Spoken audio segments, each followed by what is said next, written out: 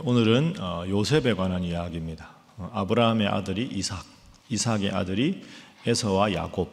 우리가 어제 이제 야곱 이야기를 보고 야곱의 12아들 중에서 11번째 아들 요셉에 관한 이야기입니다. 우리가 잘 아는 이야기죠. 야곱에게는 4명의 부인이 있었습니다. 그 부인 중에서 가장 사랑하던 그 부인의 아들이 이 요셉이었습니다. 그러다 보니까 형들이 이 요셉을 너무 사랑하는 아버지 때문에 시기해서 노예 장소에게 팔아버리고 애굽의 하인으로 종으로 가서 결국 총리 대신이 됩니다. 그래서 총리 대신이 된 이 요셉과 그 형들이 반갑게 만나는 장면.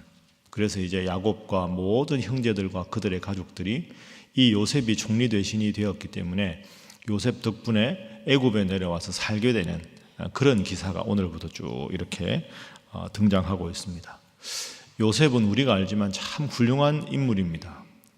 큰 흠이 없이 하나님 앞에서 정말로 힘들고 어려운 세월을 보냈지만 참 사랑이 많고 지혜가 많고 하나님 앞에 바로 선 사람이었습니다. 자, 오늘 요셉이 어떤 점에서 훌륭했는가 본문을 한번 보겠습니다. 자, 먼저 우리 4절과 5절 말씀.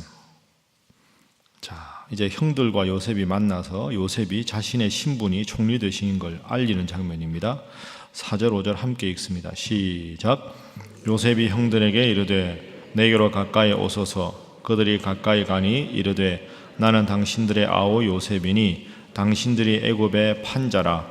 당신들이 나를 이곳에 팔았다고 해서 근심하지 마소서. 한탄하지 마소서.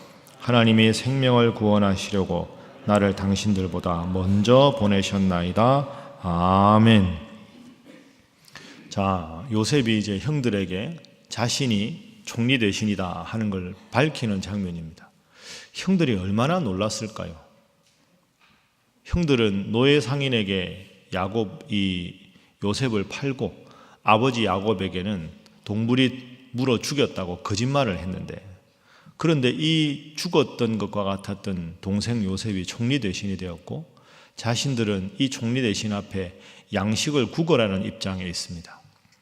그러니까 과거에 했던 잘못을 들추어내고 이들을 다 감옥에 가두어도 사형을 시켜도 사실 형들 입장에서는 할 말이 없게 되는 상황인데 요셉은 그들을 아주 선하게 대합니다. 어떻게 이럴 수 있었을까? 어떻게 이렇게 요셉이 훌륭할 수 있었을까?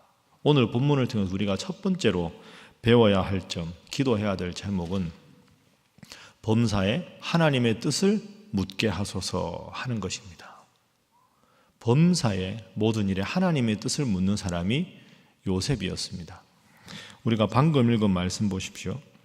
3절에 보면 형들에게 나는 요셉이다 이렇게 이야기하니까 형들이 깜짝 놀라서 대답을 못합니다. 4절에 다시 내가 당신들의 아우 요셉입니다. 당신들이 애굽의 판자입니다. 그 다음이 5절이 참 중요한 요절이지요. 당신들이 나를 이곳에 팔았다고 해서 근심하지 마시고 한탄하지 마소서. 하나님이 생명을 구원하시려고 나를 당신들보다 먼저 보내셨습니다. 여러분, 이게 요셉이 제일 훌륭한 점입니다. 그 요셉은 내가 왜 애굽에 왔을까? 내가 오늘 왜 형들을 만날까? 그러니까 나라는 주어가 아니고요. 하나님이 왜 나를 11번째 아들로 태어나게 하셨을까? 하나님이 왜 내가 노예 상인에게 팔려가게 하셨을까? 왜 하나님이 보디발의 집에서 노예 생활을 하게 하셨을까? 하나님이 왜 나를 총리 대신의 자리에 있게 하셨을까? 그걸 묻던 사람입니다. 그걸 묻다 보니까 하나님이 이 자리에 있게 하신 이유가 뭘까? 하나님의 뜻이 무엇일까를 묻는 사람.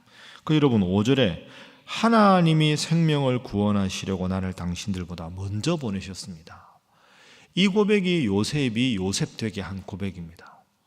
이런 흉년에 아버지와 형님들 어떻게 하면 살 수 있을까요? 형님들 살리시려고, 아버지 살리시려고 나를 먼저 하나님이 보내신 겁니다. 내 능력이 대단해서 총리가 된 겁니다. 자초지종이 이렇습니다가 아니라 하나님의 관점에서 모든 걸 물었던 인물이 요셉입니다. 그러니까 보통 사람 같으면 하나님께 등을 돌릴 만한 상황에서도 하나님의 뜻을 묻고 늘 마음속에 하나님 주시는 희망을 품고 살아갔던 인물. 참 어렵지만 우리가 요셉에게 반드시 본받아야 할 점이 이 점입니다. 자, 8절 말씀도 요셉에 관한 제일 중요한 요절 중에 하나입니다. 우리 8절도 함께 읽어봅니다. 시작. 그런즉 나를 이리로 보내니는 당신들이 아니요 하나님이시라. 하나님이 나를 바로에게 아버지로 삼으시고 그 온 집의 주로 삼으시며 애굽 온 땅의 통치자로 삼으셨나이다. 아멘. 나를 이리로 보낸 자는 당신들이 아니고 하나님이시다. 여러분, 이 고백이 정말로 위대한 고백입니다. 이 고백이 우리의 삶에도 늘 있으면 범사에 하나님의 뜻을 묻겠지요. 그리고 하나님 뜻대로 살지 않겠습니까? 그러면 요셉같이 어려운 일이 있어도 하나님이 막아주실 것이고, 기쁘고 즐거운 일이 있어도 교만하지 않고 하나님 앞에 겸손할 수 있는 거죠. 어쩌면 우리 인생을 형통하게 살아가는 가장 중요한 비결이 범사에 내 뜻이 아니라 하나님의 뜻을 묻는 것. 오늘 이 8절 말씀 꼭 여러분 평생에 새기시고 항상 하나님 뜻을 물음으로 하나님께서 여러분의 인생을 책임져 주시는 그런 분들 다 되시기를 주님 이름으로 축복합니다. 자, 그렇게 하나님의 뜻을 평생 물으면 어떤 결과가 있는가? 그 결과가 나옵니다. 자, 9절에 이야기합니다. 요셉이 당신들은 속히 아버지께로 올라가서 아뢰기를 아버지의 아들 요셉의 말에 하나님이 나를 애굽 전국에 주로 세우셨으니 지체 말고 내게로 내려오십시오. 아버지 오십시오. 그리고 10절에도 보면 아버지의 아들들, 손자들 다 고센 땅에 머물고 앞으로 남은 흉년 5년 동안에도 하나님께서 지키실 것입니다. 이렇게 말을 합니다. 두 번째 교훈은 범사에 하나님의 뜻을 묻는 자는 어떤 사람이 되느냐? 악을 선으로 바꾸는 자가 된다 하는 거죠. 악을 선으로 바꾸는 자가 되게 하소서. 이게 두 번째 기도 제목입니다. 하나님의 관점에서 모든 일을 보니까 내 원한 갚는 거, 내가 보복하는 거, 형들이 나한테 나쁜 짓 했으니까 나도 응징하겠다. 그게 아니라 하나님이 모든 걸 주관하시니까 악한 일도 선한 일로 바꾸어 주시고, 아유, 형님들 내가 무슨 능력이 있어 총리가 됐겠습니까? 아버지, 연로하신 아버지 구원하고 형님들과 형님들의 가족들 구원하라고 저를 이곳에 있게 했습니다. 야, 이렇게 어려운 상황에서도, 마음이 힘들 수 있는 상황에서도 악을 선으로 바꾸는 사람, 이게 범사에 하나님의 뜻을 묻는 사람이 삶 속에서 드러나는 삶의 향기입니다. 사실은 원하는 또 다른 원한을 낳고 안 갚으면 또 다른 안 갚음을 낳고, 그러면 계속 관계가 나빠질 텐데 누군가가 이 나쁜 관계의 고리를, 사슬을 끊어야 될 텐데 어쩌면 가능하냐?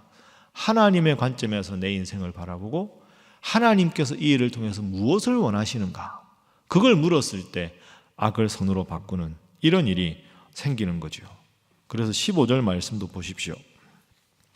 자, 15절 함께 읽습니다. 시작. 요셉이 또 형들과 입맞추며 안고 우니 형들이 그제서야 요셉과 말하니라. 아멘. 형들과 입맞추고 안고 울었다. 여러분, 이게 쉬운 일이 아닙니다. 애굽의 총리 되시는데 진정한 화해, 진정한 용서가 되니까 가능하지 않겠습니까? 펑펑 형제들끼리 울면 이걸로 이제 사실은 끝난 거죠. 이렇게 서로 사랑하는 마음으로 해후하고 만나고 하나님 앞에 화해했는데 이 형제들이 앞으로 어떻게 지냈을지는 우리가 성경에 나와 있지 않아도 알 수 있지 않습니까? 악을 선으로 바꾸시는 하나님, 요셉도 악을 선으로 바꾼 훌륭한 성경의 인물, 모든 것이 합력하여 선을 이루는 귀한 역사가 요셉을 통해서 새롭게 펼쳐지게 된 것이죠. 오늘 말씀 꼭 생각하면서 하나님의 주시는 마음을 가지시고 악을 선으로 바꾸시는 여러분 되시기를 주님 이름으로 축복합니다. 마지막 세 번째 기도 제목은 선한 영향력을 끼치는 자가 되게 하소서 하는 것입니다. 선한 영향력을 끼치는 자.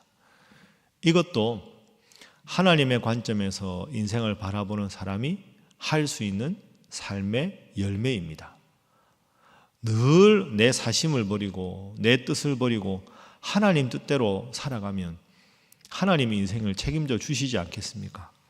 자, 애굽의 총리 대신입니다. 요셉이. 그러면 애굽 사람들은 요셉을 어떻게 봤을까? 자, 그 장면이 16절부터 나옵니다. 제가 16절 한번 읽어보겠습니다. 요셉의 형들이 왔다는 소문이 바로의 궁에 들립니다. 바로와 그의 신하들이 기뻐했다. 바로는 요셉에 이르기를 얼른 모시고 오라. 18절에 애굽에 좋은 땅을 주리라. 그렇게 이야기합니다. 20절에 너희의 기구를 아끼지 말라. 온 애굽 땅에 좋은 것이 너희 것임이니라. 저는 오늘 설교를 준비하다가 16절이 특히 와닿았습니다. 바로가 기뻐하는 건 기뻐할 수 있죠.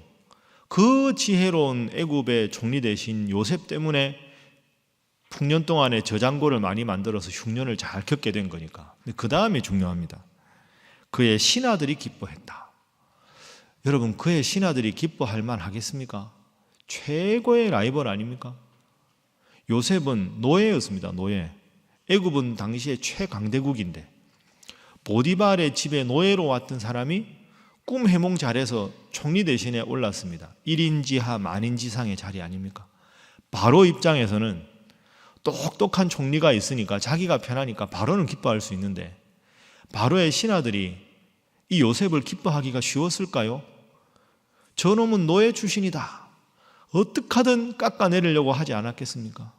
그러면 형들이 갑자기 와고 이러면 저 노예 집안인 사람들 왜 여기 들이냐고 바로에게 그러지 말라고 하고 이 일을 빌미 삼아서 요셉을 어떻게든 해하려고 했을 텐데 바로의 신하들이 기뻐했다.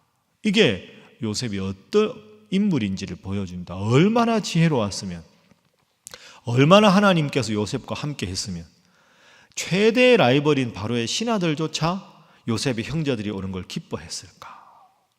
이게 요셉입니다. 얼마나 훌륭하고 얼마나 지혜로운 인물이었을까. 참 나와 라이벌 관계에 있고 나와 적대적인 관계에 있는 사람조차도 저분은 인정한다. 저분은 하나님이 함께하는 분이다. 저렇게 훌륭한 분과 함께 동역하는 것이 기쁘다. 그런 마음을 가진 사람입니다. 여러분이 그런 분이 되시고 특별히 여러분의 자녀들이 범사에 하나님의 뜻을 물어서 어디 가든지 요셉같이 형통한 사람, 선한 영향을 끼치는 여러분의 자녀들, 자손들 다 되시기를 주님 이름으로 축복합니다. 자, 우리 이 시간 함께 기도하겠습니다. 하나님, 범사에 하나님의 뜻을 먼저 묻게 하시고 하나님께서 책임져 주시는 인생이 되어 악을 선으로 갚는 인생 되게 하시고 적대자들조차도 선한 영향력을 받을 수 있는 하나님 지키는 인물이 되게 하여 주옵소서. 위에서 기도하시고 이번 주일에 이제 장로 3차 선거가 있습니다. 하나님 함께 하셔서 요셉과 같은 인물, 그래서 모든 사람이 하나님만 바라보게 하는 훌륭한 우리 성도님들이 장로로 선출되게 하시고 모든 과정을 통하여 교회가 하나 되고 은혜로운 과정 될 수 있게 하여 주시고 결과에 모두가 한 마음으로 하나님을 찬양하는 선거가 되게 하소서. 기도하시고 오늘 우리 부활동산에 갑니다. 부활의 산소망을 가진 우리 온 성도들 되게 하시고 그리고 특별히 요즘에 참 환자들이 많습니다. 힘들고 어려워하는 분, 갑자기 큰 병을 얻어서 수술을 하거나 또한 수술을 앞두고 있구나, 항암 치료를 앞두고 있구나, 그런 분들이 많이 있습니다. 기억나시는 대로 하나님께서 함께 하셔서 위대한 하나님의 능력과 기적으로 역사하여 주옵소서. 다 함께 주님 앞에 기도하겠습니다. 주여 믿습니다. 주여 믿습니다. 주여 믿습니다.